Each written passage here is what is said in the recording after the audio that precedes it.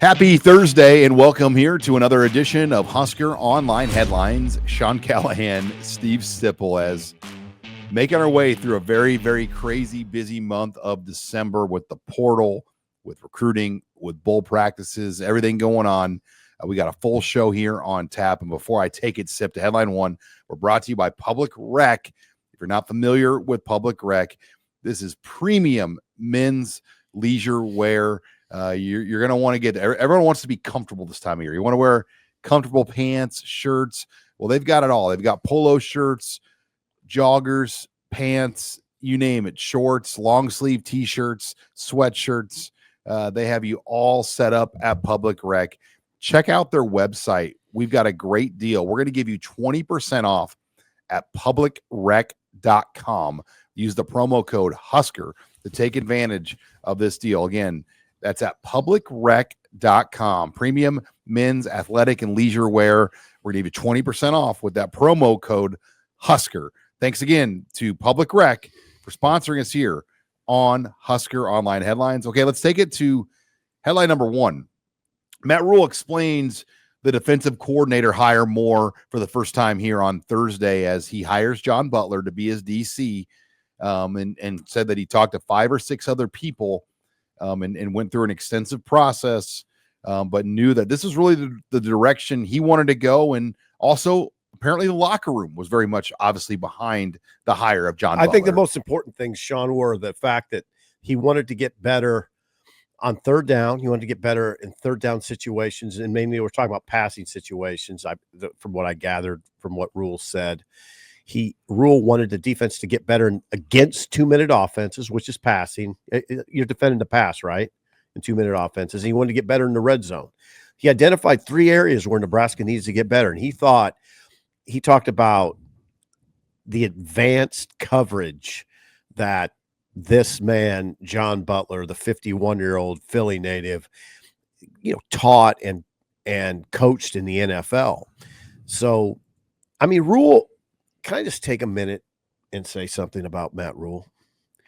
Sean, are you with me? I'm with you, buddy. I'm looking at my camera. We should never take Matt Rhule for granted. I wrote a story today about this hire. I asked him one question, and he explained it. He wrote the story. He wrote the entire story with one question, and he explained it perfectly. So a layman like myself could understand. And Sean, it was really those 3 areas: against third down, against 2-minute offenses, which we see all the time, and in the red zone, which I think that the first 2 are bigger. They were, and a layman like you can understand the getting off the field part, because we've talked about that a lot. How they just sometimes don't get off the field enough. Their pass rush or their package on third down. I got to be careful, but they're just their package of what they did. There'd be games where it was just completely ineffective. In UCLA, Indiana, I mean, even Ohio State, they played outstanding. But at the end, they just needed one more stop, and couldn't get it. Will Howard made a throw, and they were able to kind of put a drive together to win the game. On Nebraska. So we saw it even in 2023. I think they benefited in 23. They didn't play really any good offenses other than Colorado. And they struggled that game. So I thought it was interesting to have him say that we were good, but we took a step back almost. He said it. And he said it. He said what we've sort of talked about. Probably didn't emphasize it enough. But the head coach said it today, that I thought we took a step back in some areas. There you go. Now, that doesn't mean he fired Tony White. I don't think he did. In fact, Sean, I kind of tried to delve into it yesterday, just, sources and stuff. I don't think there was any major static between Rhule and White. That's my read. Yeah, I mean, White got the big contract. I mean, I think it was, going into this year, everybody always thought it was a possibility for Tony White to leave. Nobody thought, though, that he would just leave for another coordinator job and also basically a little bit less money, if you're being honest. I mean, like, he starts out, I believe, this year at less money than he was at I don't Nebraska. know what have they announced it. Yeah, it's 1.5, I think. Then Okay. one's So about the same, right? but it's a little bit under. I mean, yeah, weird. I mean, generally but the state, you can always it's Florida, the state tag. I mean, there's a lot of things you can spin that, but it wasn't like he left Nebraska for a significant pay increase. No, he didn't. Like this wasn't just some SEC team coming at him with silly money. No. So you kind of wonder a little bit, like, now I want to say something about static. Okay. There's static on staffs all the time. You know that, right? It's not always pretty between dudes. Between us, it's not, right? That doesn't mean you leave. If it gets too bad, maybe sometimes you do, but I don't think it was that. Football is static. Football is confrontation. Football is, it's a fist fight. So sometimes it spills over a little bit. Tony White, though, he'll make less next year at Florida State. Less. He makes 1.5 next year. He was making 1.6 at Nebraska. Then he'll make 1.6 the next year. Then he'll make 1.7 the next year after. So it's interesting. He's got a 3-year fully guaranteed deal where, he's entitled to, almost $5 million, whatever that sum adds up to be when you break it down. But it raises your attention because generally when you leave another job, it's for significantly more money. Right. Not less money. Right. Interesting. I'm just saying. I mean, that gets my attention when a guy. Now, Terrence Knighton got a bump, but I always thought Terrence Knighton at 450 or 400, whatever it was underpaid. I mean, I thought he was a valuable guy. When you look at what he was making before, I thought it was all, what's his name? Evan Cooper. He's making less than half of what he made at Nebraska at Florida State. He's going to make $300,000, which we don't know why he resigned. We're not going to get into that. But he was making over $600 at Nebraska. Huh. And then, they're going to Florida State, which was 2-10 last year. Florida State's not some sort of island paradise. Trust me. And they have less money at their hands. Right. I mean, it's Tallahassee. It's an island paradise. It's much like Lincoln, and they have their own challenges. But John Butler, 51, age 51. Now I will tell you this, or my perception of John Butler is this. I bet, Sean, he could talk scheme and X's and O's at a level that would make young college coaches' heads spin. I bet he had top 10 defenses with the Buffalo Bills, top 10 pass defenses with the Buffalo Bills 5 of 6 years. I mean, he is, in terms of advanced knowledge, I'd say he's upper level. I think the key with Butler will be this. Does he convey it well?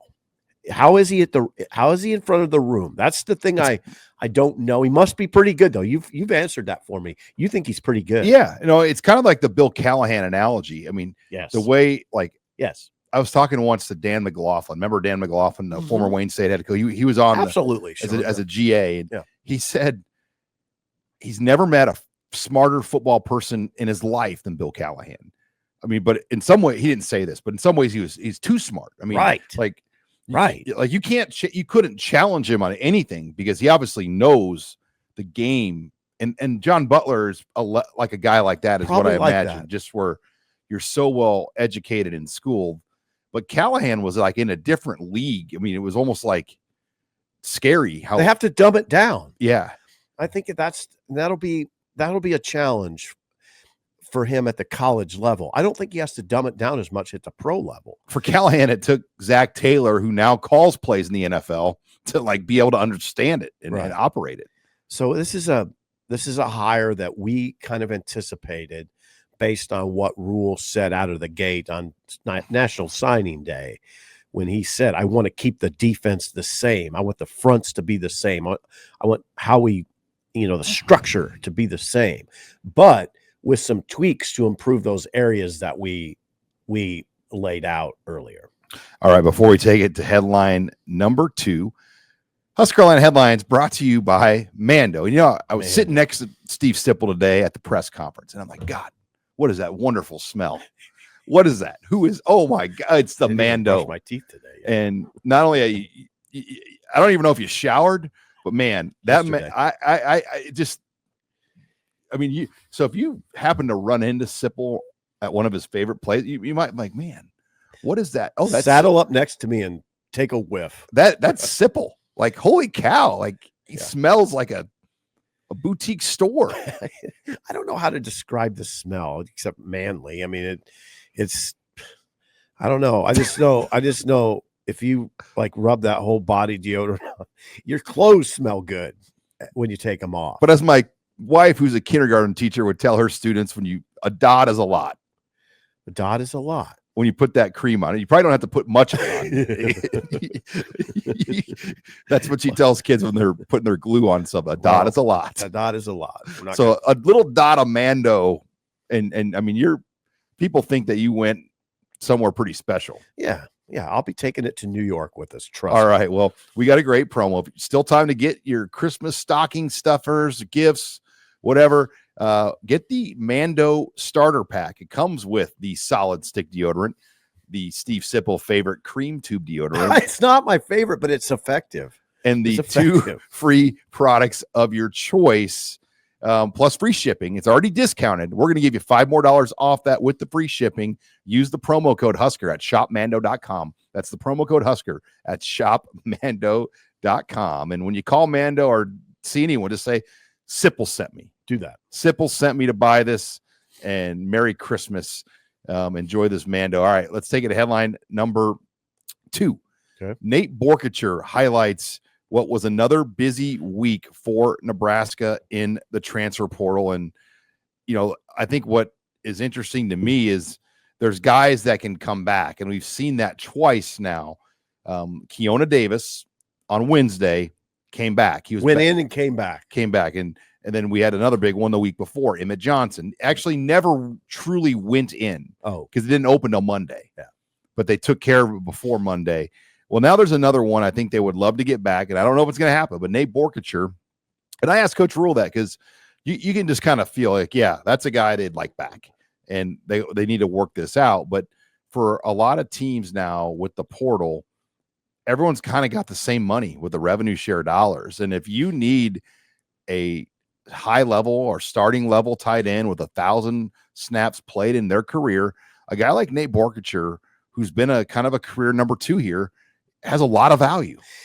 Well, isn't it fascinating? We have and I agree that we should have a headline on Nate Boerkircher, but if someone happens to stumble on our show from Chico, California, we're talking about a guy with 6 catches this year. Okay. They could get like $250,000 from an SEC team. He's good. I've said it to you in the press box. Why don't they play Boerkircher more? Nate Boerkircher, but it's true. Now you double check this. I looked at it today. He had 6 catches this year. Okay.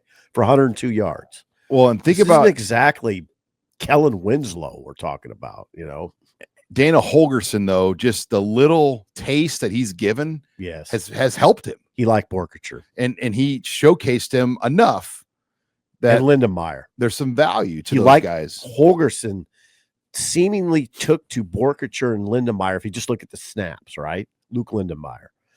Lindenmeyer's not in the portal. He might consider going in there to up his value. I don't know. That's what. Well, he's a walk-on, Lindenmeyer. But he can still go in the portal. He has like an NIL scholarship, though, where he's essentially a scholarship guy. He wasn't, now that doesn't even matter. Right. They're all scholarship guys, pretty much. So Boerkircher, what have you heard in terms of interest? I'll just say high-level SEC interest. Wow. So, but we both are of the mind that Nebraska might try to pull him back. Yeah, and you hope that Dana Holgorsen can get on the phone and be like, I played you like you're my number 1, because he has played more snaps than Fedoni. Do you think Holgorsen helped draw Emmett Johnson back? Yes, I think. And the players, believe it or not, Holgorsen is blunt and kind of says what needs to be said. And in today's country, that's not always the case. I think football players like it. And sometimes a lot of them do. You tell everybody what they want to hear, and then when things don't go the way they want them to, it kind of creates, a rough ride. I think Holgorsen's blunt approach has guys like it. I mean, he's not afraid to say what he wants to say to a guy.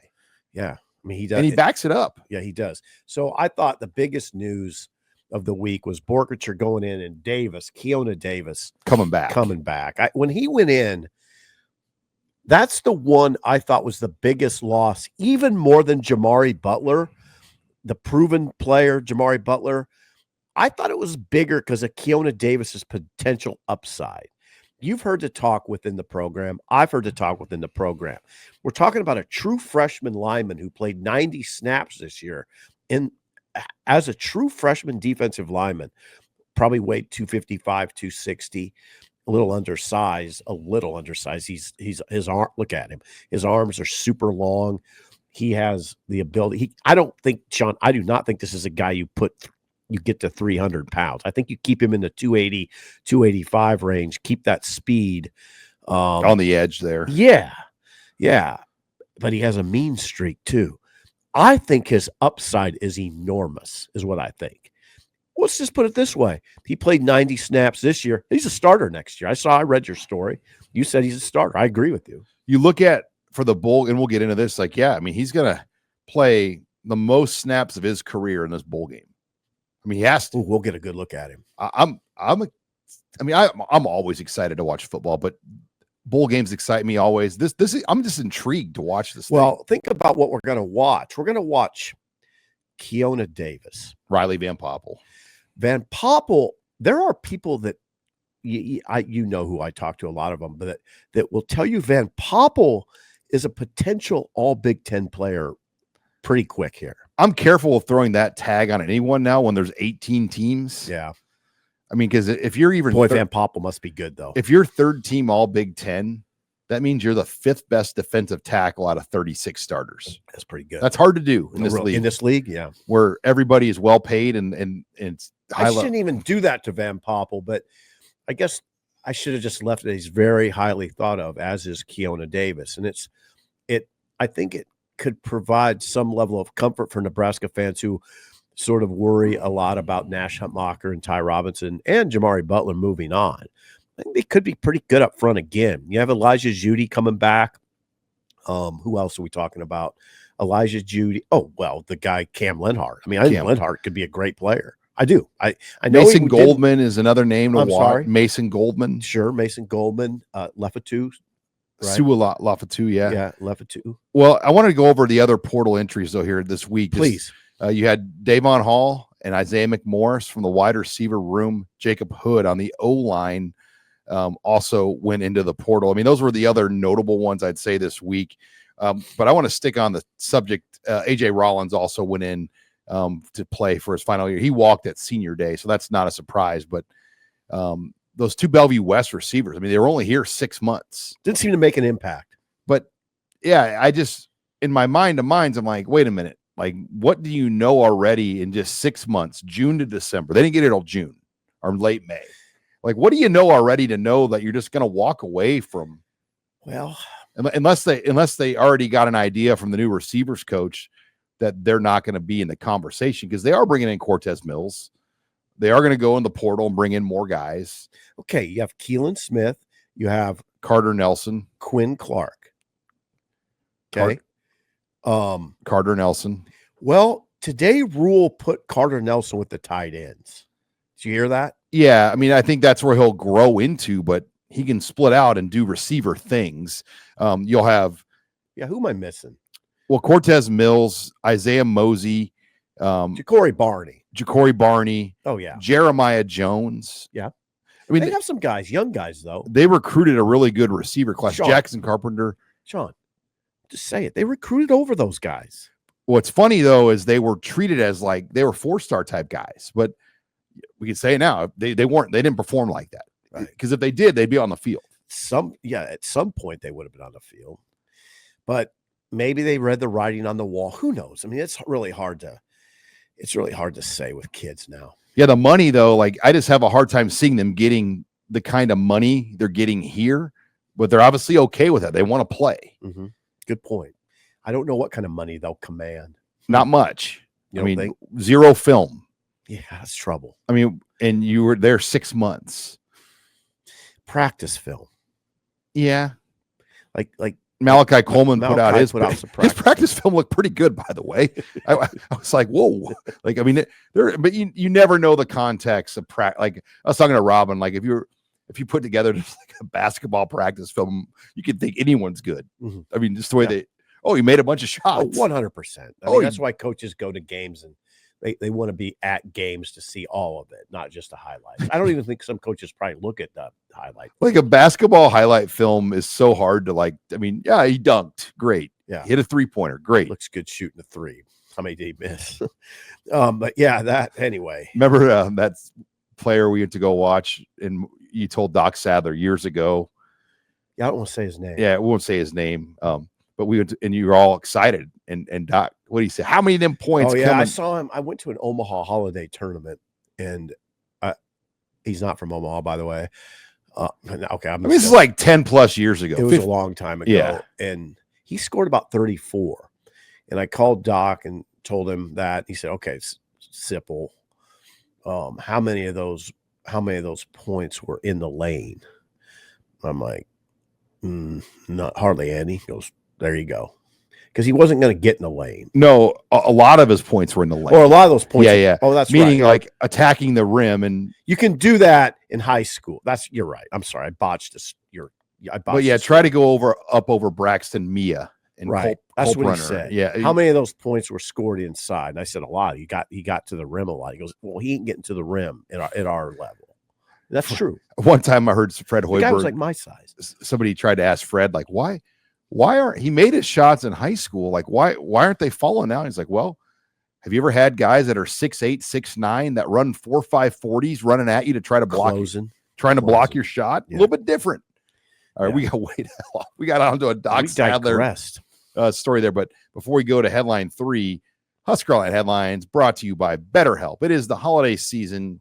You got a lot on your mind, not only with family, but just work, personal things. And sometimes you just need somebody to talk to, somebody just to air out your problems that can listen to you, give you advice that's there for you. But you don't have time to go into an office and set up an appointment. BetterHelp makes it easy. They set it up for you on your time.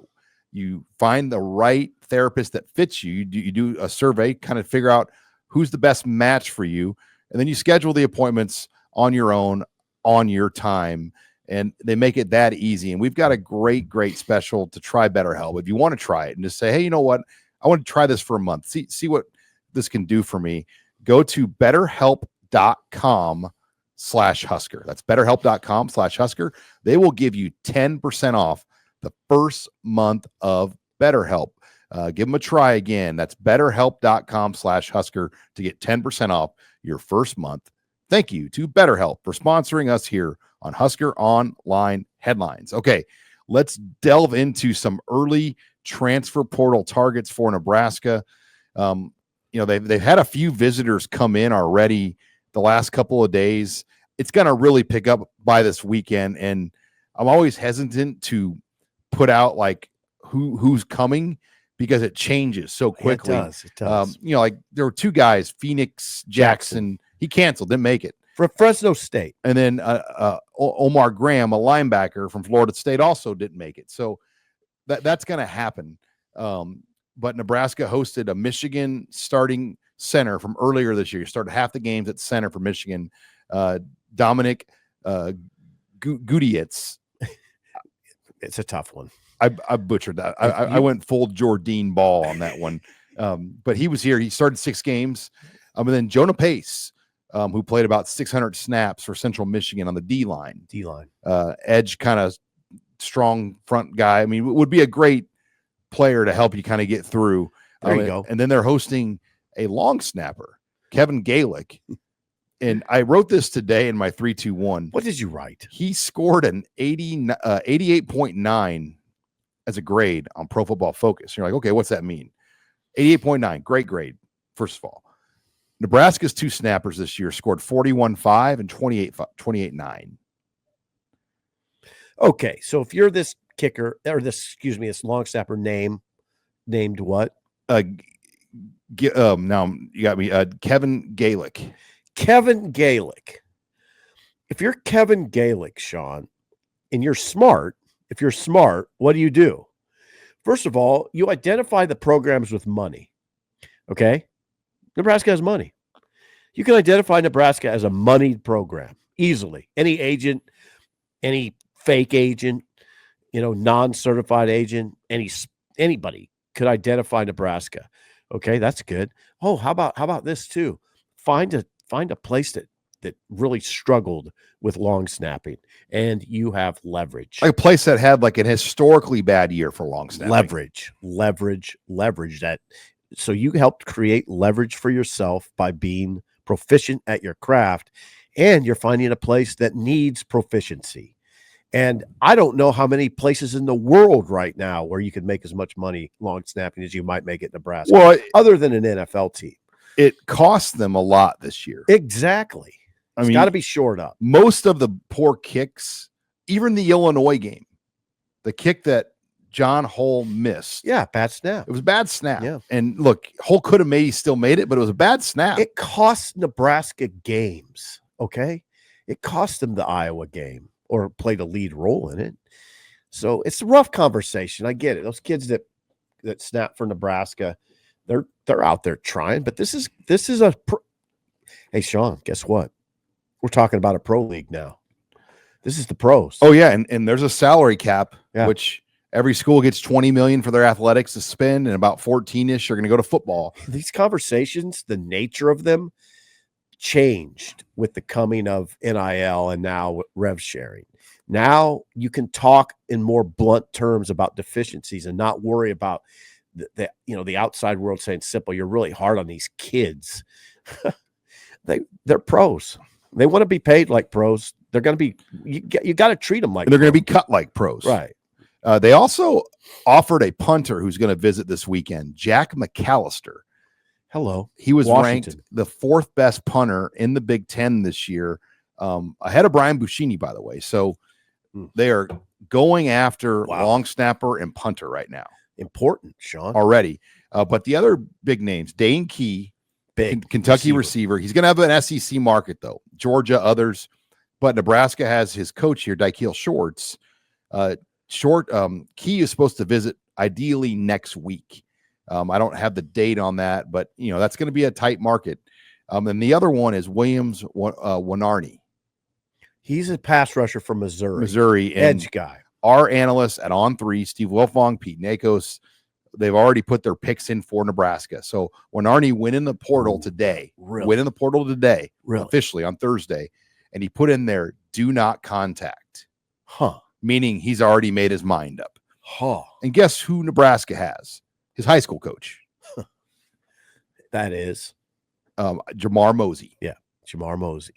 Hey, you got to be ready when I ask you for these names. No, I know. My favorite one of the week was when I was talking about Mike Devaney, and he talked about his dad, and you just cut me off. You're like, Bob. And everybody knows. And I said, sometimes Sipple acts like he's reading off bingo numbers at a nursing home. Okay, that was ageism, blatant. That was blatant. B, all right, 3, B as in Bob. Blatant ageism at this point. It's documented. For everybody to see. At least you're not resetting you're like, when we have a guest on a YouTube show, you'll be like, and we're joined by Nebraska AD Troy Dan, and like I'm like, we're not on like the ticket here. Like this is like I still think like a newspaper. And it even shows his name below him on the screen. Well, but people also listen on the radio. They also listen. And one of my pet peeves, we can do this. We can free flow a little bit. You know, one of my pet peeves is when I'm listening to a radio show and somebody's talking, being interviewed, and I have no idea who it is. No, but I'm very interested in it. I just have no idea who he is or she is. And sometimes, like when you listen in a large group of former players is on a radio. Yeah. And there's like 8 guys trying to talk. You don't know what the hell is going on. Who's talking? Yeah. So I like to identify the person who's being interviewed in case somebody joined the conversation midstream. That's all I'm saying. So big portal week. It just started for Nebraska. Wednesday was the first day they hosted visitors. Okay. Now they have practice Saturday.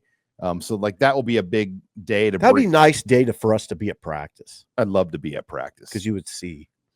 Yeah, I think with the bowl though, they're really. Are just the nature of what's going on. They don't want too many people in there. the nature of what's going on in terms of visitors. I mean, they kind of shut. I don't know if you know this, but practice in general is really shut down now. Like, even like players, families, and what they can't just go anymore. Like I think Rhule wisened up. There were a lot of too many eyes in there at times. Mm-hmm. And he made some interesting comments today just about what were those? Well, just about like his. I don't even well, there was a terrible like Facebook, like AI bot, whatever you want to call it, like thing that went out that was congratulating Coach Rhule and his wife because his wife announced that she was pregnant, and not true. And it wasn't true. So he said they're out and about, and it happens routinely that somebody will come up and congratulate her. She's 50. I mean, it could happen, but I mean, very odd. Very odd. Yeah, it just, but we've dealt with it. I mean, a previous head coach obviously had a lot of things that people wanted to believe and say about him that he clearly had to probably address and talk about and was vetted before he got his next job. Right. Exactly. I mean, so the monster of this job is a lot. It really is. I mean, there's just a lot of. Oof. Don't even get me. Yeah, that's it. And Rhule did. I mean, we make money off it, but he said there are a lot of people who make money off kind of like spreading chaos. He said chaos. Well, think about the Dylan Raiola stuff this week. We didn't even get to that in the show. We talked about it on Tuesday, but think how much chaos was spread just on the thought of Dylan Raiola going to the portal. I know. It is what it is. That I don't even want. It is what it is. There's no. It's no use fighting it, Sean. No, that's why we're all here. That's the thing. Right. Like, if Nebraska didn't have this kind of microscope and attention in the state of under 2 million people, it would just be like South Dakota. I mean, it wouldn't be a big deal. And there's the potential for abuse, and it's going to happen. That happens. But there's also a lot of very good reporters and people who are very mindful, and those are the ones you follow. Somebody tied to the previous regime said this to me once. He goes, there tends to be more interest in the palace intrigue than the actual football stuff. And the palace intrigue is usually sort of, what's the word I'm looking for? I don't know. It's third hand. It's not even kind of seedy sometimes. Yeah, it's like stuff. It doesn't really matter that much, Yeah, stuff. I mean, people attacked us. Want you to write things that you can't. They're not true. You can't prove. But we digress again. We got all. Hey, I like getting off topic. I think our listeners do too. But before 100 headline number 4, HuskerOnline headlines brought to you by Ellerbrock-Norris. They've been helping Nebraska business owners protect their purpose for over 120 years with risk management solutions built for local businesses. Ellerbrock-Norris partners with you on commercial insurance, group benefits, business exit planning, safety, and more. Start thinking long-term with your business and create a risk management strategy to protect it. Are your employee benefit costs going through the roof?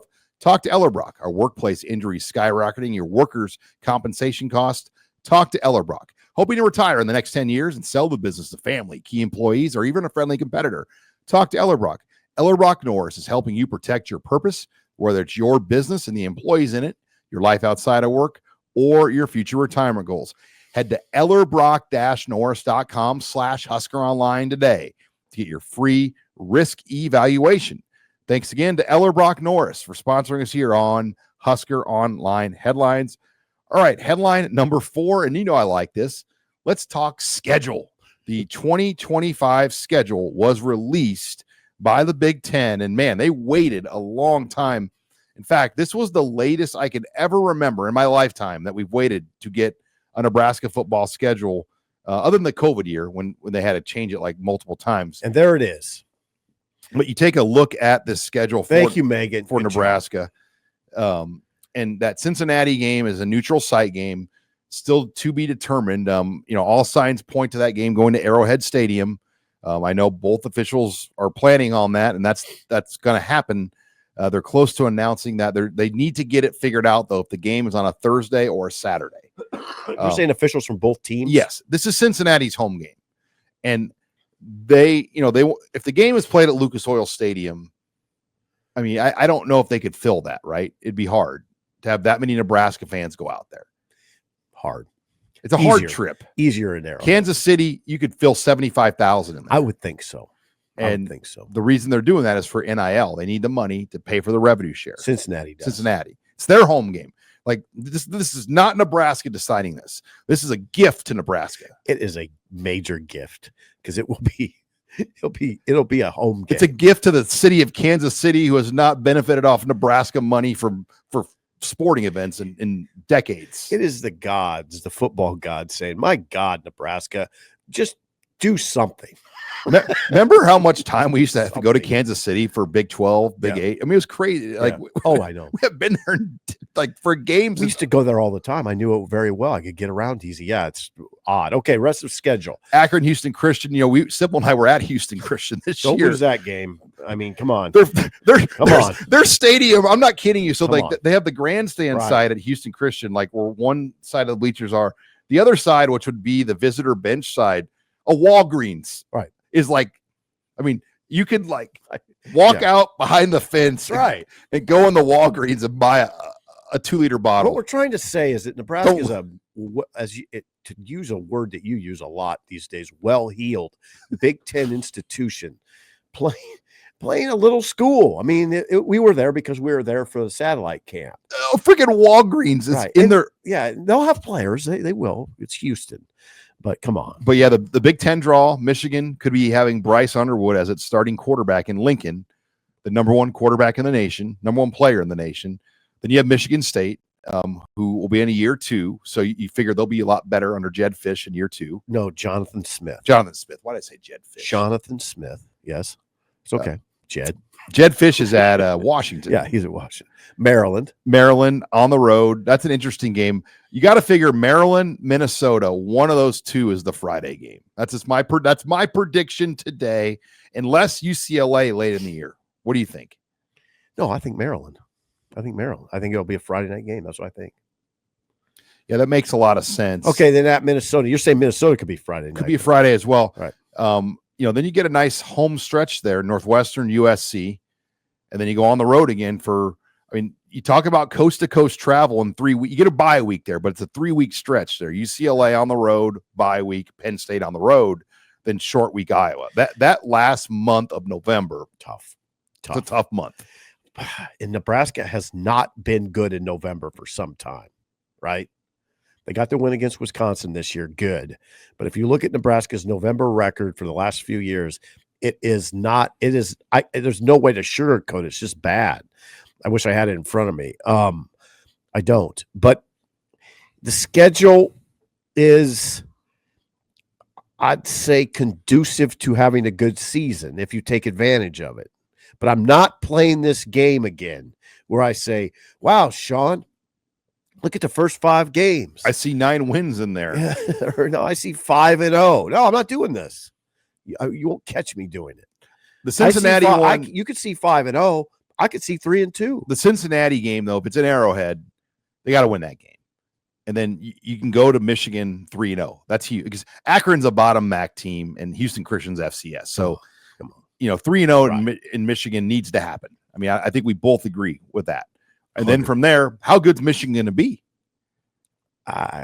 They're not going to be as good on defense because they're losing a lot up front. But they're portal. They're going to be aggressive. Yeah, they're going to get guys there. That's another thing about these scheduled discussions. Like Indiana last year at this time, we're like, oh, what a great break. Right? How do you assess these teams before the portal players visit campus? How do you do it? I mean, you're going on. There's some things to go on, like program history does matter.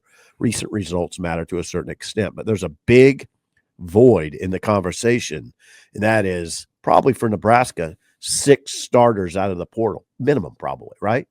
Could you see 6 portal guys starting for Nebraska next year on both sides? Yeah, combo. Yeah, between the O-line, receiver, obviously linebacker, the D-line, and linebacker. I mean, there's maybe in the secondary at a safety spot, maybe a specialist too. Punter, long snapper, maybe. Yeah, they're going to be aggressive. Like Matt Rhule hinted at that. They have the money to come after guys. Yeah, they're moneyed. Nebraska's in the upper echelon. And when I say upper echelon, I'm not talking top 5, but I mean, they're a top 30 money team, right? Wouldn't you say? Hey, and I want to address this. There was a study that came out, like just an independent kind of data driven, not fact driven, just data driven. And what was it? It ranked the NIL collectives in terms of their money. Okay. And it couldn't have been more than, I mean, it was completely false. Oh, but, it was. Yeah. Well, yeah, because they don't have that data. Like nobody has that data. Right. Like they had Oregon at 10 million. Okay. That's all you got to know.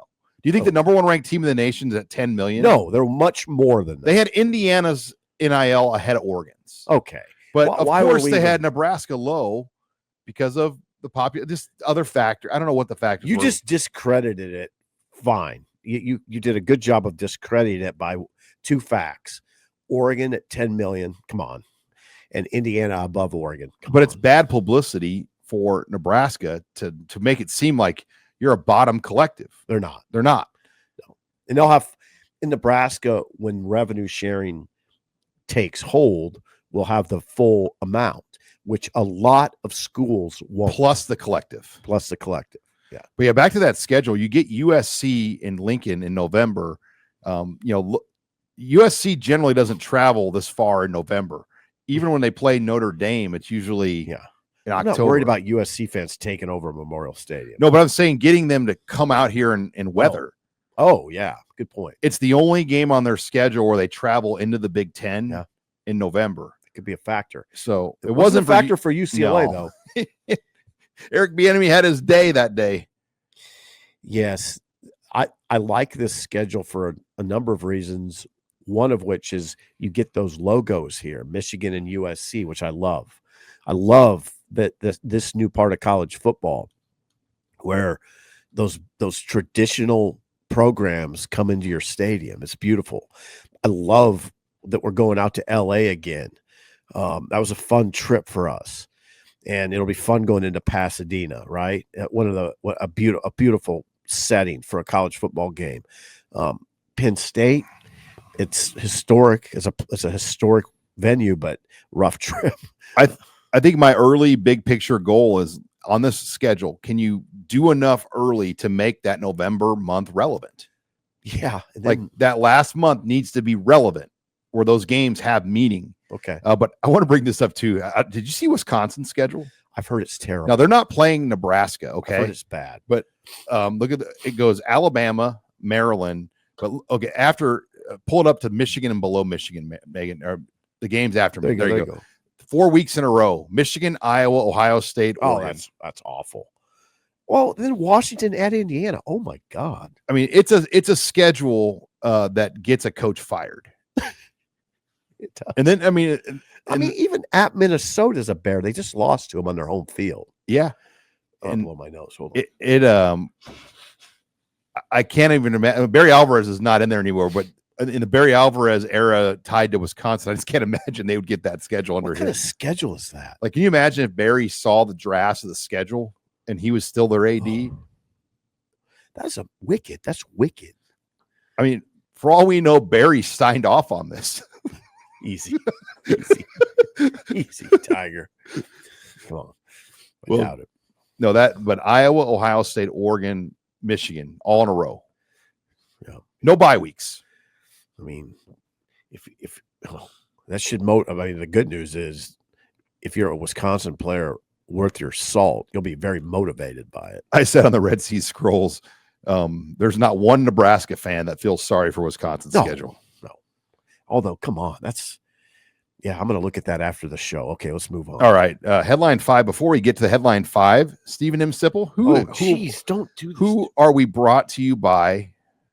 Oh, get set up, get organized. Oh, look at the old man go. You moved me on. So Larson, I know I should have been ready. Larson Motors is what we're talking about, Sean. Larson Motors with an O on Larson. It's in Nebraska City, and you know what it is? It's one of the Midwest only dealerships with all the major brands in one location. We do this every week. Those major brands: Chevrolet, GMC, Hummer, Ford, Chrysler, Dodge, Jeep, Ram. Getting to those and buying them has never been easier. Start your new experience today at LarsonMotorGroup.com. larsonmotorgroup.com or at Larson Motors in Nebraska City. Larson Motors, real people. Real deal. I saw did you see in the parking lot leaving the stadium today, there was an electric like Chevy Avalanche. Ooh. And I was like, wow, some of these electric. I'm not interested in an electric car because we drive too much. Like I couldn't really rely on that, but some of those cars are sweet. Okay. All right, let's go odds and ends. Now, we don't need to get into that discussion. Car discussion here. Bowl practice underway for Nebraska. There's a lot of storylines there, especially with the transfers, and just getting this team ready for a bowl trip. They went 2 days last week. They'll go 3 days this week of practice. Yes, and then next week they're going to do a full week of 6 days. It sounds like just like during a season practice right before they leave for New York City. Nebraska playing in a Pinstripe Bowl on December 28th. There's so much to keep track of. You heard Matt Rhule being a head coach. This is a good time to probably mention two guys in particular. Being a head coach these days, it makes sense to have a guy like Holgorsen for a number of reasons. One of the prominent ones being his head coaching experience. With Rhule has at his disposal a coach in Holgorsen who coached for 13 years as the head man at two big places, West Virginia and Houston. Also, to have Phil Snow, a 68-year-old who has an extensive resume, not necessarily a head coaching resume, but an extensive resume. My God, that helps to have, because you heard Rhule today. What did he say? More often than not, I'm not even dealing with football matters, direct football matters. And that's fairly common for head coaches. Sure. Yeah, and more so he's dealing with personnel stuff, but just as far as the pure X's and O's development, all of that. No, not. There's days that go by where he's not directly involved in it. So, God, staff is important, and experienced staff is really important, in my opinion. Yeah, and just putting this team together for the bowl game, particularly on defense, is making sure. You have basically a whole new defensive staff. Yeah, God, yeah, everything's moved so fast that you saying that just hit me right now. Obviously, Butler's still here, but Snow and Braden will be in. Terry Braden, yeah. They're not announced yet. Simpson. Phil Simpson was just announced officially Thursday because, people forget they lost Jack Batinza and Josh Bringell, and they were on the field linebacker coaches. Yeah, people don't even know those names. Because there's so many coaches now, and they're legal, but they were paid, Tony White lieutenants. They were guys. So they have a lot of people, and Matt Rhule did say there will still be a secondary coach hired. Yeah, so he's working on that right now. He's interviewed a couple people already. Sound like people are in town right now. Yeah. So we need to get over to whatever hotel and figure out who's who. Yeah, let's do that, Sean. See how Phil Simpson. Phil Simpson. I there he is right there. I didn't realize he was that big of a man. That's a mountain right there. So yeah, we're getting to kind of. Sean, let's face it, our heads are spinning a little bit. There's so much going on. I've tried to keeping up with the portal stuff too, like not just players leaving, but the people coming in. Right. It's hard. I will say there are people in the building that can't keep up with it. In the Nebraska football building. Right. Because it moves and changes so quickly. Right. And and what happens also is some kids, they'll put out a list of teams that they're visiting, and some of the teams don't even know. They're like, oh, I guess he's visiting us too. It gets a little weird. It's like driving, like Ron Brown said once, portal recruiting is like driving down the interstate at 90 miles an hour and having to make decisions on your future. Right. Exactly. It's interstate recruiting is what he calls it. That's what it is. And as opposed to spending 3 years to get to know a player, that's done, by the way. Pretty much done. Not totally done. Well, the in-home visit in general is done because all the guys you signed, they can be in-home visited, but hey, 13 of the 20 are early enrollees.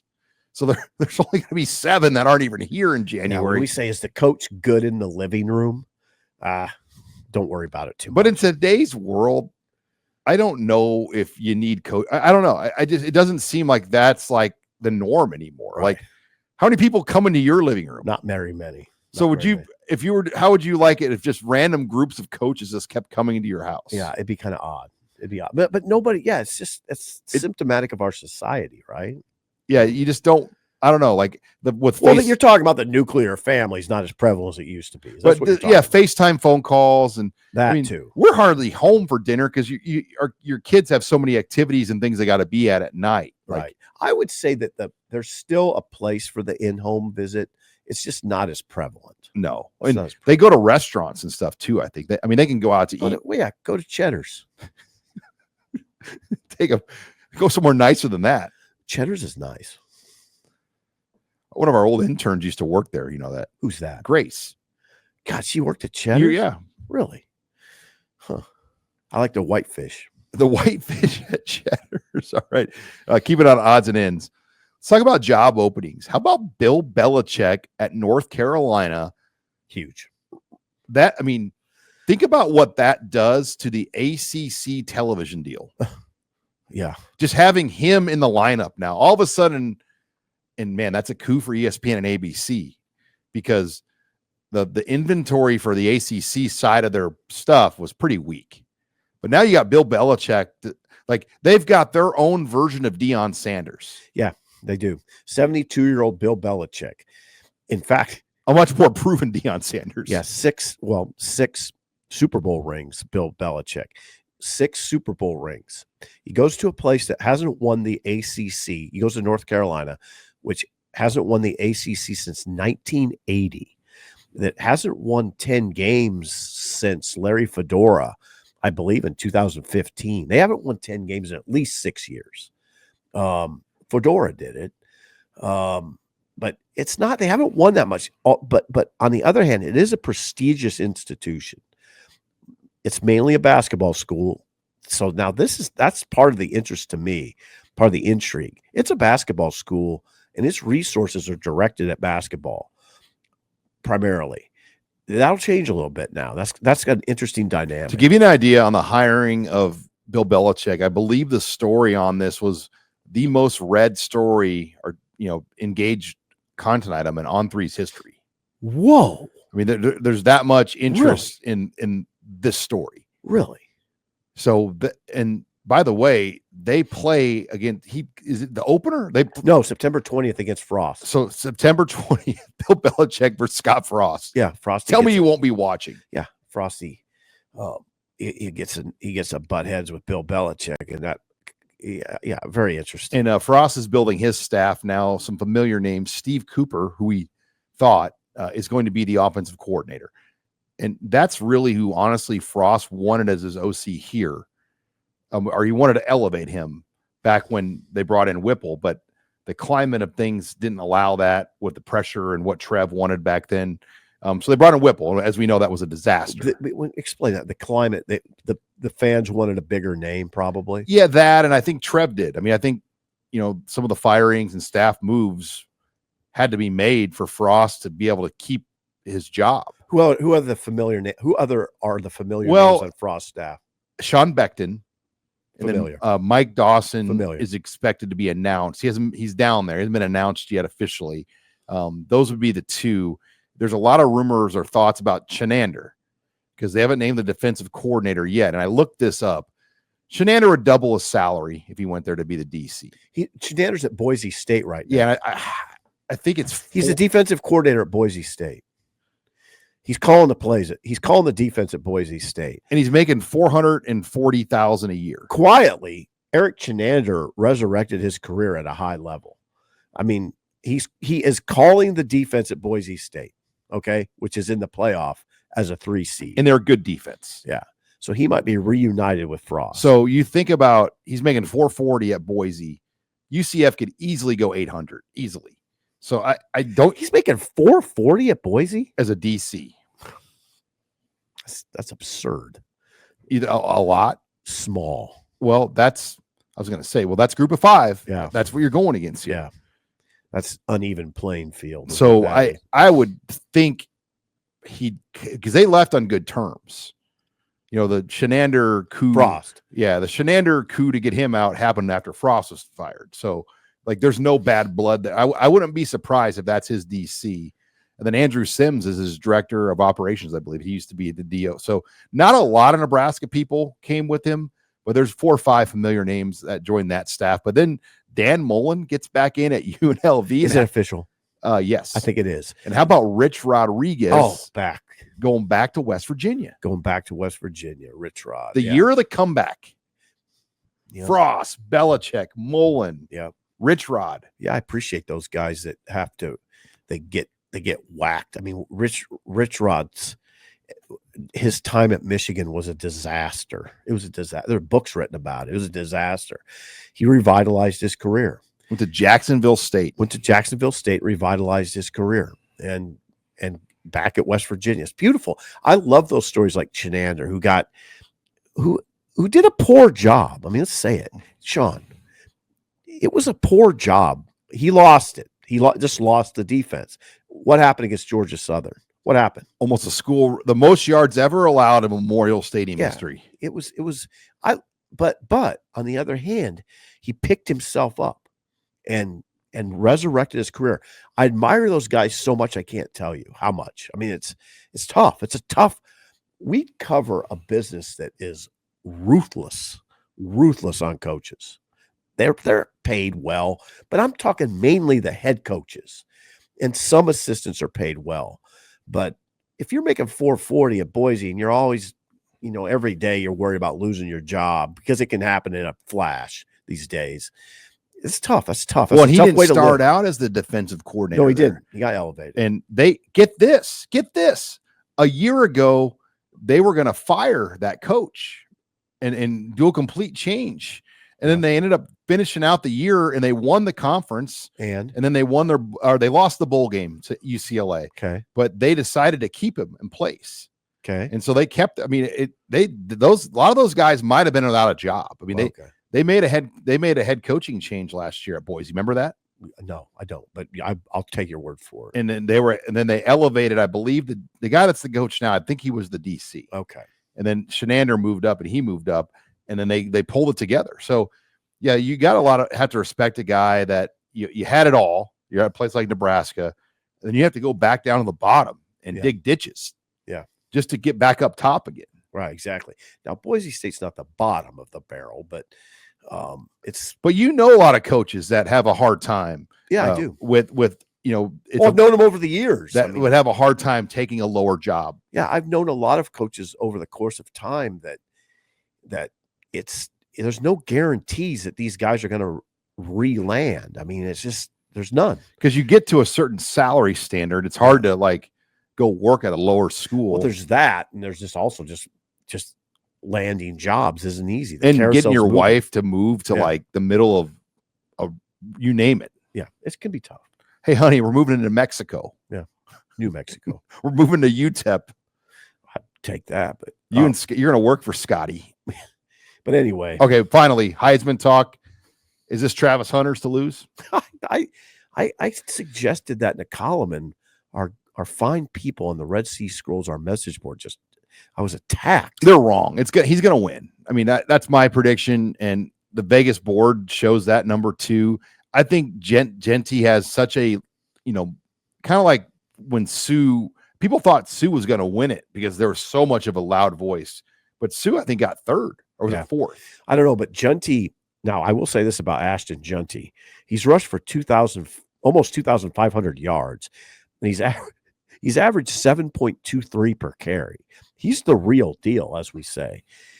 But Hunter's, when I just think of the Heisman Trophy, it goes to the nation's best football player. I always emphasize that it's the nation's best football player. He's a player who Travis Hunter excels at a high level on both sides of the ball. He's a quintessential football player to me. Giudice's tough too. Now to me, it's those two guys. I was Sean, when I had a vote, which I no longer do. When I had a vote, I was always more apt to vote for, say, a Ashton Giudice over a drop back quarterback. Because I thought football player. Drop back quarterback's important. But I like football players. I like a guy like Giudice who you could say, hey, Ashton, play some safety for us too. I bet he'd just blow up guys as a safety. You can't ask Dylan Gabriel to play safety. You can't ask, maybe you can ask Cam Ward, but maybe you can ask Cam Travis Ward. Hunter could probably play quarterback. Yeah, Travis Hunter, you could ask him to do a bunch of different things. How about return punts? Travis Hunter, if he stays on the path, he could be an NFL Hall of Famer. Right. Could any of these other guys, in your opinion, be an NFL Hall of Famer? Ward strikes me as a NFL Hall of Famer. Ward's good, Joe. Now, you did say Jeff Sims could be better than Lamar Jackson. So I'm not the best evaluator of talent. Other coaches miss too, though. I'm not a coach, but coaches miss. No, Ward's good, brother. He's good. All right. Well, full weekend. Again, next week we'll have regular shows. We're heading out. We still got another 2 weeks till we go out to New York. We're leaving to go to New York on the 25th in the evening, late at night. So looking forward to that. But check us out at HuskerOnline.com. Get your first 7 days for $1 and give us a try. Great time to get on HuskerOnline.com. Your first 7 days for $1. For Steve Sipple, I'm Sean Callahan signing off for Husker Online Headlines.